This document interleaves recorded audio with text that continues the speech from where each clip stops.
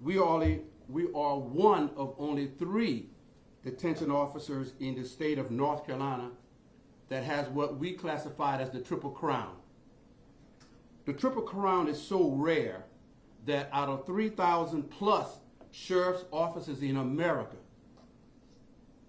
approximately 60 have the Triple Crown. And why do we talk about that? Because we are a fully accredited agency, and we take pride in that because most sheriff's offices here in North Carolina are not fully accredited through ACA and also CALEA. And we are extremely dedicated to our profession. My staff is extremely dedicated to our profession, and we take great pride in our profession. And we welcome all inspections and all recertifications.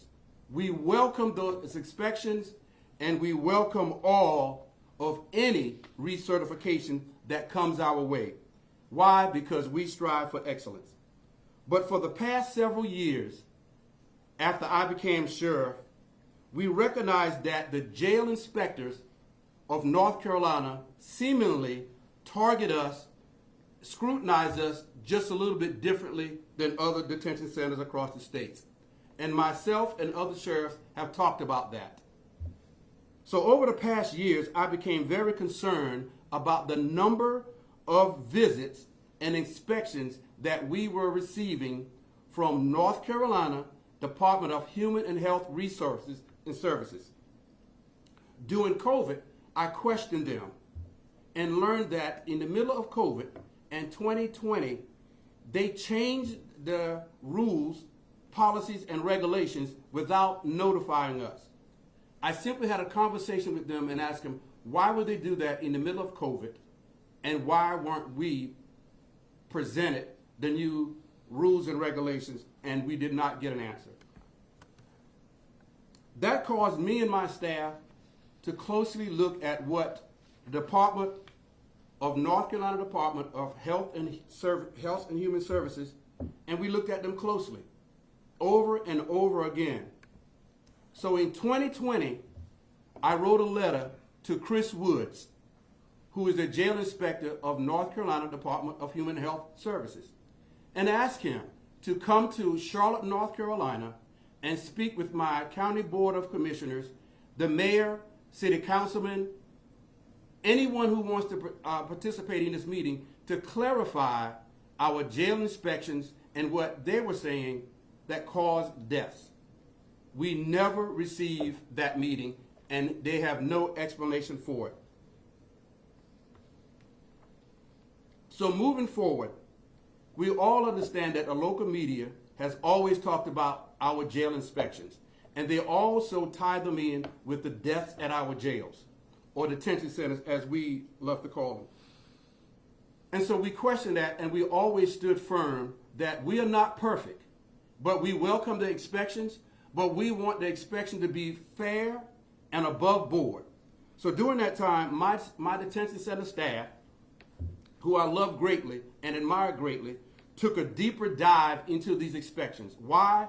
Because local media continue to place us in a situation having the public to believe that because of our inspections and pod tours causes the death inside our detention center. Let me be clear. We receive people in poor health here at the detention center each and every day. We receive people with mental challenges here each and every day. People die at the hospital each and every day with an abundance of doctors and care and medical providers there. We simply are in the custody of care and custody here at the detention center, and we do the best job that we can. During COVID, not one single person died inside our detention center from COVID, and we are proud of that. So when my staff looked more closely at some of these practices of North Carolina Department of Human and Health Services and the inspectors, Chris Woods and Charles Brown, we found out that simply they did what they wanted to do, calculated the way that they wanted to believe it would be calculated, and came up with a formula. When we questioned that formula and talked to them, they did not have an answer. We continue to question Chris Woods on April 5th about how he calculates our jail inspections, and he did not have a clear answer for it. As we continued, we showed him examples of what we believe is the best way to calculate our job and our inspections and tours, and he simply said it didn't matter to him. He's going to go by the rules. Well, let me be clear on this also. On the deaths inside our detention center, at no time, let me point out that during these death investigations, the jail inspectors never visit the pods or where the deaths occurred. They never interview staff. They never question what happened inside the detention center. They merely take a few sheets of paper or some documents and leave and then send us a report. They never interview staff. They never question staff. They never talk to me. They never talk to anyone maybe involved in any deaths here at our detention center. And that also raised a suspicion. So during that time, we still question, why don't you review the documents that the SBI reviews during the death? They do not. We also, why don't you interview the staff that's involved with the death investigation to be clear if you have a deception or a missed pod, why don't you do that? They had no answer for that. They had no answer for why they missed pod tours, and we said, why don't you simply ask us why would that pod tour may have been missed? Because my staff simply could be tending to the needs of other people inside the detention center, but they did not have an answer. So we move on to the most critical part of this. Yesterday, on April 9th, the jail inspectors returned back to the Mecklenburg County Detention Center, but now the jail inspector is Charles Brown instead of Chris Woods. Charles Brown asked my staff for some very unusual documentation, extremely out of the guidelines or context of what they usually ask. So my staff questioned him and said, why are you asking for these documents? So let me be clear. Inside the detention center, each and every day, we do over 2,100 pod tours, 2,160 pod tours, 2,160 pod tours in a 24-hour period. So Mr. Brown asked for each and every one of those pod tours, which was extremely unusual for my staff. They questioned him, and he simply said he can do what he wants to do. But he also said that this was a new process that North Carolina Department of Human and Health Services had created over the past 2 weeks. So when my staff questioned him about if that is so, can we call the other agencies at that time to question this new process and procedure? To be fair, at that time, Mr. Brown, for lack of better words, avoided my staff's questions. So my staff alerted myself and our legal department, which is our lawyers, and we came to speak with Mr. Brown. And in questioning Mr. Brown, I will quote, Mr. Brown, have you lied to my staff about the process and procedures that you're asking for? And he simply says, yes, I have lied. So we're here today to say, how can we trust North Carolina Department of Health and Services to inspect our facilities fairly and just? Because now we have an inspector who clearly said he has lied. If he lied about this, what else has he lied about? Do we question all of this? We should. In law enforcement, if we do something wrong, you question it. You says, where's the accountability? I will question North Carolina Department of Health and Human Services now because simply a jail inspector said he has lied about his inspection or how he wants this to proceed. So this is why we're here today. When I called North Carolina Sheriff Association last night, they said that we do have the power to question or appeal any process, and we will do that. But I simply want to go a little further than that. I'm going to ask for an investigation to be created against North Carolina Department of Health and Human Services, particularly the jail inspectors, because now we are seeing that there is a pattern in practices, I would believe. If he lied about that, what else did he lie about? Because you simply know that we're always under scrutiny and always being asked about the jail inspection. And here's why this is so important. This has become a legal battle, and we are in litigation. And you know that the attorney is going to ask us about the jail inspection because they have. In a deposition hearing recently, I've been asked about the jail inspections and what the media has said and what the jail inspectors have said. So clearly, this should be looked into a little deeper. And the only thing that I'm asking is, as the media take as much attention as they have upon us, to have the same attention toward the North Carolina Department of Health and Human Services. Why? Because they should be held accountable for what they have said and what they have done. I question now each and every inspection that they have done. Are we perfect? Absolutely not. Are we great? We are a great agency, and I love this agency, and I admire my staff for bringing all this to our attention. But simply you have to understand, if Chris Woods and Charles Brown have come together and Charles Brown admitted that he has lied about something this small by creating something that is not by the guidelines of North Carolina Department of Health and Human Services, what else have they done? And this is why we're here.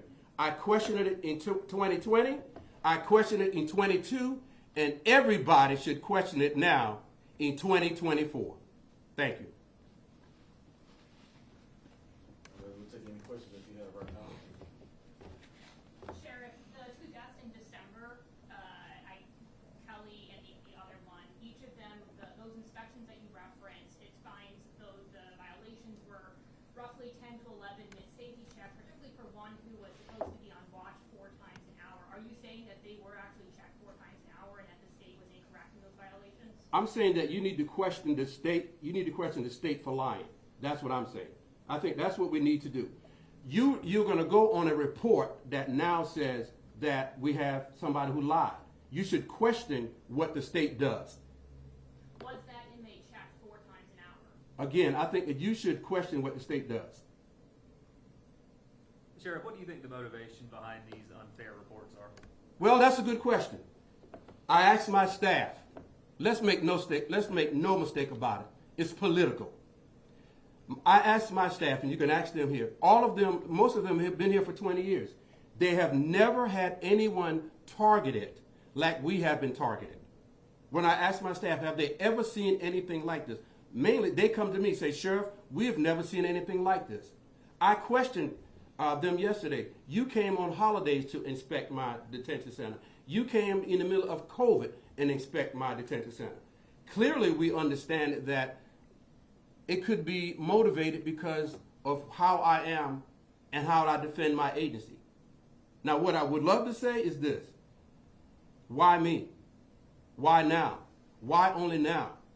And we can say this because I'm an African-American sheriff, like the other 8 African-American sheriffs that took over the state in North Carolina, and I can send you that article.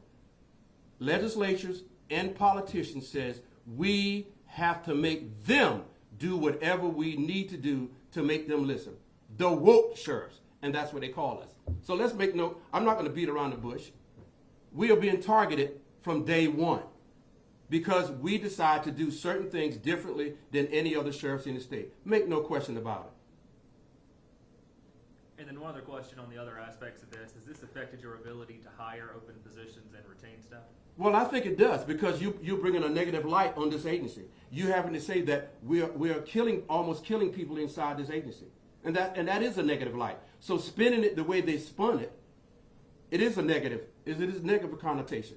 And I'm very offended about it. And that's why I'm going to continue to speak out about it. We're not going to let it rest. If the FBI has to investigate it, they should. Imagine if we had falsified the documents or lied on the documents, what would be said? A total investigation. Now let's see how many times that the media spins this, as many times as they spin the inaccuracies or possible inaccuracies inside a detention center. Can we believe the reports now? A person admitted to me, my staff, and in front of my lawyers, I lied. I lied. That is a statement that I'll never forget inside my detention center. So how can we trust whatever report they put out there? Do they need to be investigated? Absolutely. If we had done it, we would have been investigated. Have you made a formal request with the SBI for an investigation? No, I will. I absolutely will. Last night I talked to the North Carolina Sheriff Association, got what I need from them, and have this press conference this morning. All we're saying is, let's be fair. But how can you believe any reports if you have said that I have lied? And that's what we are concerned about. Sheriff, there have been 4 deaths in 4 months at the jail in the last 4 months. Could the increased request for documentation from the state DHHS be related to that? No. No. No. And if I need to say it the 4th time, absolutely not. If you look at the pattern and practices, we do all the other investigative reporting. Let's see how long this be investigated and reported. Our deaths inside of our detention center sometimes are caused by suicide, but mainly because of poor health. Poor health. We screen the people as best as we can coming in, but it's poor health. If you look at the most autopsy reports, it'll tell you what they died from. Poor health. Poverty. Have we fighting poverty? Absolutely not. Are we fighting mental health? Absolutely not. But you know who is? The Mecklenburg County Sheriff's Office. Why? Because we house them here each and every day. And we take care of them each and every day. Next question? If not, thank you all. Have a great day.